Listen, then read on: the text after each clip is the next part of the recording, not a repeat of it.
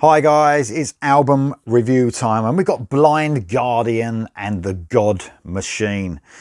This is the 12th studio album by this German band, metal band, power metal people say. I would say it's a bit progressive and straightforward metal at the same time. 9 tracks and 51 minutes, so you've got some long tracks on this, guys.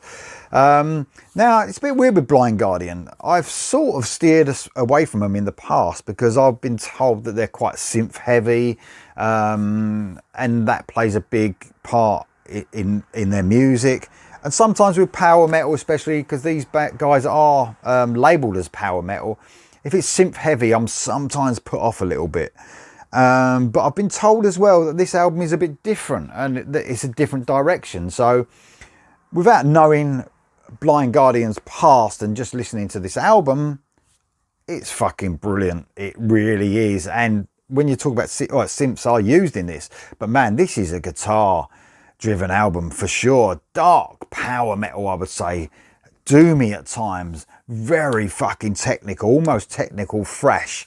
Choir-like, huge choir-like choruses and verses and just amazing stuff. I've only listened to this album once, guys, but already there's a lot to digest. I can tell this is going to be one of them growers that grows and grows and grows. The more you listen to it, you'd be like peeling back those layers, you know. It sounds huge. It sounds very technical, but it's got some real catchy, hooky moments on the first listen. But you know that those hooks and those melodies are going to grow as time goes on. This is brilliant. It's epic as you like as well. I mean, the whole thing sounds epic. As soon from first second to the last track, it just sounds huge. You know, I mean, sounds like there's been so much work put into this, and I can understand why these are a really popular band. I mean, on this release alone, this sounds great, guys. An absolutely brilliant album. So, going over the guys in the band, Hansi Kirsch is on vocals, very distinctive vocals. I mean, man, I sometimes have conversations about the most distinctive vocals around in rock and metal, you know, Klaus Meine and people like that. Yeah, real distinctive vocals. And this guy, Hansi Kirsch, as soon as you hear him, you think, yes, he's got such a distinctive voice. Is there anyone that sounds like him? I haven't heard anyone sounds like him. So that's great in rock and metal that you can get a singer with that character in their voice. It's soaring vocals. Like I said, a lot of choir stuff used, which I believe may be done by Hansi as well. But so the backing vocals are huge as well, all the way over this album. That's a big part of the Blind Guardian sound on this album. Let's get onto the guitar work because... man, that's amazing. So it's a bit, they're actually labelled as a lead guitar and a rhythm guitarist on this. So usually guitarists on albums, don't you usually get both? They do both. They're both lead guitarists. But you've got Andre Olbrich, who is the lead guitarist, and Marcus Steffen is the rhythm guitarist. All I can say, I mean, is the guitar work across this album is just mind-blowing, whether it's rhythm guitar, whether it's riffing, whether it's guitar melodies, whether it's, you know, soloing. It's just all over this album, and some of the most memorable guitar solos I think I've heard, and clever as well. Clever, memorable, really well written. I was listening to this album when like I said, I only heard it once and thinking, man, that solo straight away, it just hooked me in. Amazing stuff. Frederick MK on the drums and Johan van Stratum on the bass. Man, I mean, this is a real technical band, like I said, so the drumming and the bass are just mind-blowing. I mean, you've got some amazing double kick drumming and straightforward drumming as well, and the bass has to keep up with all that stuff, and it's amazing sound on the album as well. The production is huge, so you get to hear all that intricacy going on within the band. It's a great album, guys. Let me get onto the tracks. Deliver Us From Evil kicks this off straight away. It's epic from start to finish. They thrash in places while hitting their familiar choir-like verses in other places. Doomy in other bits. I mean, this song does everything. It really does, as a lot of the songs do across this album. There's no wasting time to show you what this album is all about. Amazing guitar work, pounding double kick drums, a hammering bass, and of course those unmistakable soaring vocals. Next up we have Damnation.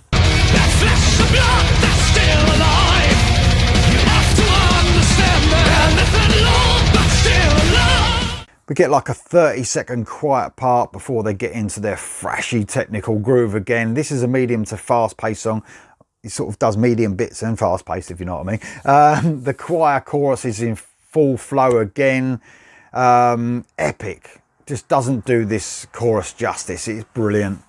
And all the stops are pulled out here, guys, on the second track in, sort of hitting you with everything plus more than the opening track gave you. Brilliant stuff. Secrets of the American Gods is next. There are no sights, there are no miracles, there no names. An epic single at 7 minutes and 28 seconds. A brilliant track, progressive in nature but never feeling sort of disjointed. The song flows perfectly.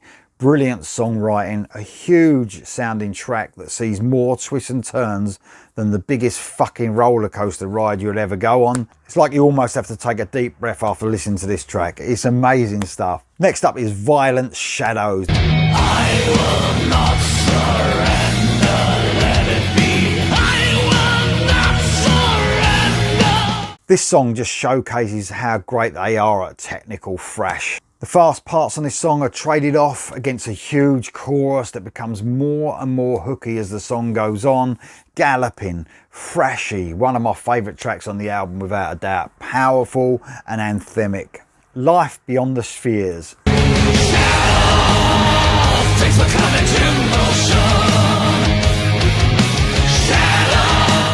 This is a 6-minute song, so quite a long track again. I love this track.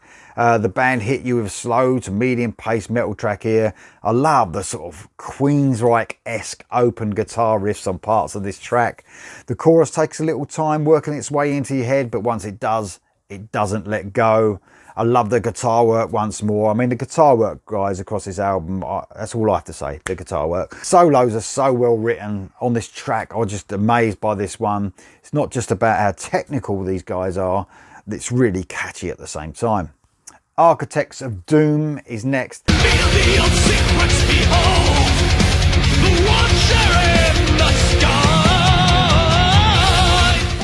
Another 6+ minutes track. After a short instrumental intro, we go full throttle thrash. But the chorus does what it says on the tin. Doomy, heavy stuff. It really is. I love the way the band transitions effortlessly from thrash to doom, and it fits all perfectly. You've got to be good songwriters and technically brilliant to do stuff like this. Let It Be More.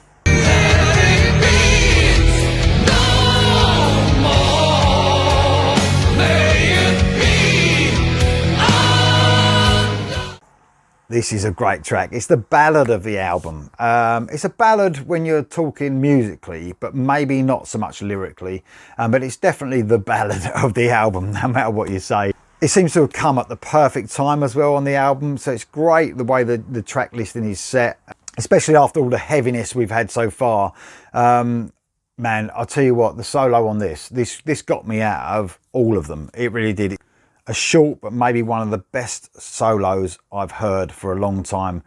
Beautifully written, emotional, instantly catchy. I mean, if you've heard the album already, or you're going to listen to it, when you get to this song, just listen to that solo. It'll blow your mind. It really will. It did me anyway.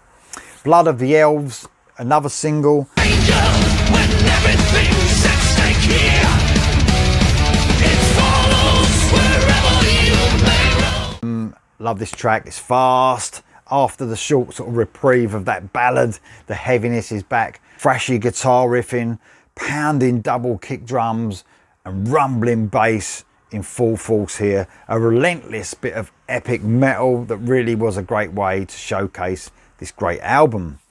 And then we finish with Destiny. 6 minutes and 46 seconds. An excellent way to finish this huge album off. Bit of a slower pace on this one, almost slow to medium. It's got a great pace for me. A galloping track. The twists and turns that the album has across the whole album is all over this track again. Light and shade used perfectly across this song. an epic track to finish this epic album. So guys, like I said, I wasn't a huge Blind Guardian fan. In fact, I've heard very minimal tracks from them in the past, and I know they've been going a long time, but this album really got me. It really did. This is amazing stuff, guys. Blind Guardian, the God Machine. This is highly recommended from me, guys. Get it. I'll see you soon.